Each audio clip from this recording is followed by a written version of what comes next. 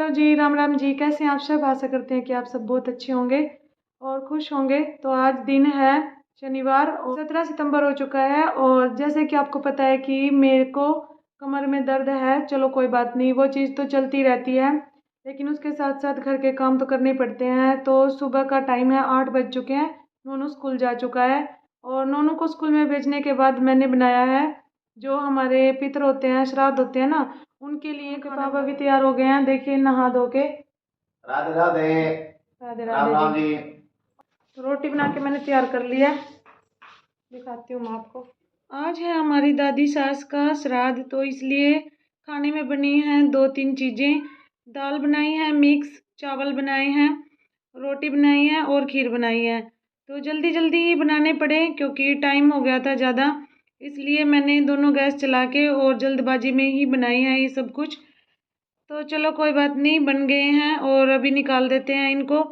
फिर अच्छी तरीके से इनको रख के और नॉन के पापा जी मिनस देंगे। जैसे गांव में हर साल श्राद्ध मनाए जाते हैं, वही प्रक्रिया मैं आपके साथ में शेयर कर रही हूँ। इसी तरीके से हमारे परिवार में श्राद्ध मनाए जाते हैं। जितने भी परिवार हैं सभी ऐसे ही बनाते हैं।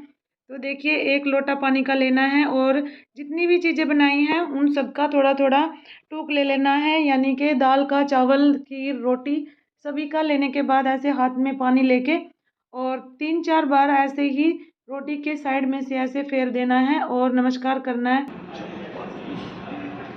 अभी देख क्या हो रहा हूँ पानी में छोड़ चुका। हमारे घर में सूर्य की किरणें बहुत कम दिखाई देती हैं। सूर्य जब ऊपर चढ़ जाता है बिल्कुल, तब उसकी जो धूप है थोड़ी थोड़ी हमारे घर में आएगी। देखिए आपको दिख रही होगी। तो देखिए यहाँ पे इधर आके थोड़ा सा दिखता है सूर्य देवता, तब सूर्य देवता को हम जल देते हैं। यहाँ पे जब श्राद्ध होते हैं तो उसकी रोटी जो निकलती है उसको लेने के लिए बामनी आती है, लेकिन जैसे आपको पता है कि मेरी तबीयत खराब है, इसलिए मैं लेट उठी थी।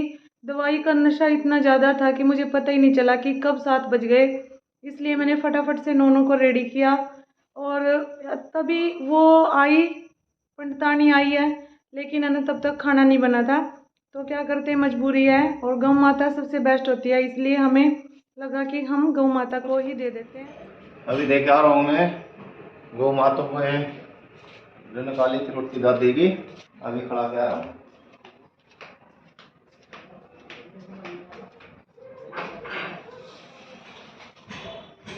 और अब मैं इनके लिए खाना डाल देती हूँ, फिर इनको भी जाना अपने काम करने के लिए, खेत में जाएंगे। नोनू के पापा जी चले गए थे खाना खा के और देखिए मैं भी खाना खा चुकी हूँ। मैंने सोचा चलो खड़ी हूँ इसलिए मैं बर्तन वगैरह साफ़ कर देती हूँ, क्योंकि अगर एक बार लेट गई तो मेरे से उठा नहीं जाएगा और मुझे दवाइयाँ भी लेनी थी। और दवाई इतनी तेज़ है कि मुझे चक्कर आते हैं, नींद नहीं आती, मुझे चक्कर आते हैं, पता नहीं क्या बात है। डॉक्टर से सलाह लेनी पड़ेगी एक बार। और जी, अगर आप ये सोच रहे हैं कि देखिए जो जीते जी हम बड़ों की इज्जत या उनकी सेवा नहीं करते, तो ऐसा नहीं है। हमारे पूर्वज हमारे लिए एक ज्ञान होते हैं और जब तक वो हमारे साथ रहते हैं हमें बहुत सारी दुआएं और आशीर्वाद देते हैं। और सच पूछें तो ये श्राद्ध करना मुझे तो बिल्कुल अच्छा नहीं लगता, क्योंकि जब किसी का श्राद्ध का टाइम आता है तो मुझे तो इतना दुख होता है कि बहुत ज़्यादा, और उनकी बहुत ज़्यादा याद भी आती है जिनके भी मतलब श्राद्ध होते हैं, कि अगर हमारे साथ हमारे पूर्वज होते तो कितना अच्छा होता, हमारे साथ वो हमेशा के लिए रह जाते। लेकिन ऐसा नहीं है, जो परमात्मा ने नियम बनाया हुआ है उसको तो हम नहीं तोड़ सकते। तो देखिए ये भी सब मजबूरियां ही होती हैं कि उन सब के लिए खाना बनाना पड़ता है। बाद में हम खुद ही उस खाने को खा लेते हैं, खाने थोड़ी ना आते हैं वो, पता नहीं वेद पुराणों में तो लिखा हुआ है ऐसे ही कि उनको प्राप्त होता है, जो जल देते हैं हम सूर्य देवता को, जो खाना बनाते हैं। लेकिन मैं ज़्यादातर इन चीज़ों में विश्वास नहीं करती। चलो जैसी भी रीति रिवाज हैं उनको निभाना तो पड़ता ही है। जब हम समाज में रहते हैं तो समाज के नियमों के अनुसार ही हमें काम करने होते हैं। तो देखिए मैं यहाँ पे मैं बर्तन साफ़ करके हट गई हूँ, और जो देखिए जो बड़े बड़े बर्तन होते हैं मैं एक नीचे टोकरा रखा हुआ है उसमें रख, मैंने बर्तन ही साफ़ किए थे कि मेरी कमर में इतना तेज़ दर्द होने लगा कि मेरे से बर्दाश्त नहीं हो रहा था।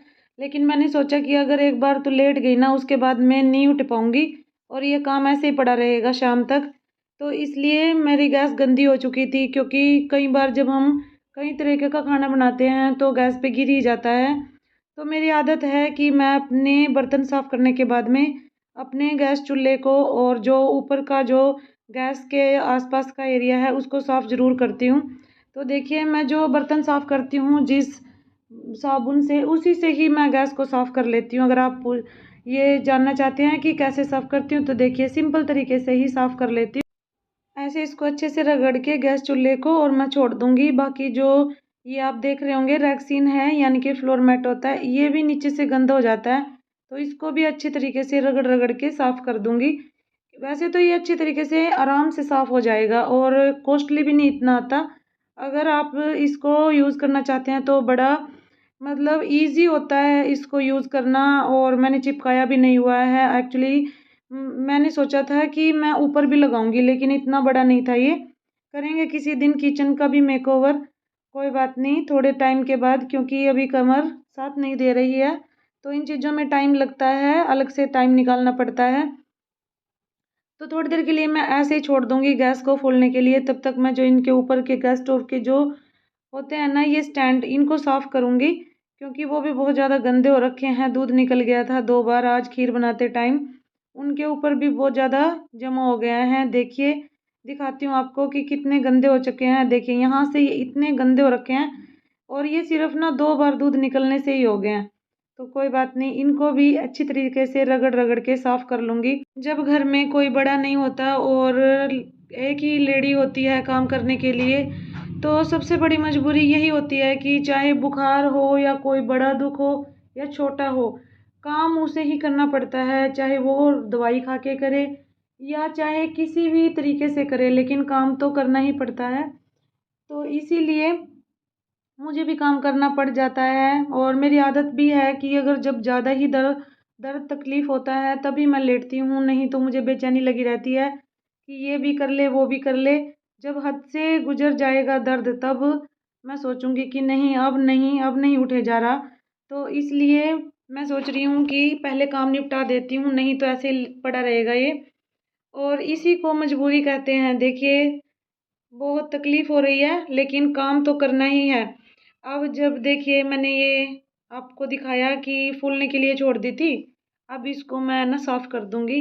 ये मैंने कपड़ा बनाया हुआ है गैस और ऊपर से जो ये सामान का एरिया है यहाँ पे जहाँ पे गैस रखी हुई है, सिर्फ इसी को साफ़ करती हूँ। जो मेरा नीचे पोछा लगाने वाला कपड़ा है वो अलग है। तो देखिए अच्छी तरीके से साफ़ हो जाएगी और बिल्कुल साफ़ गैस हो चुकी है यहाँ पे। इतनी सुंदर लग रही है बहुत ज़्यादा।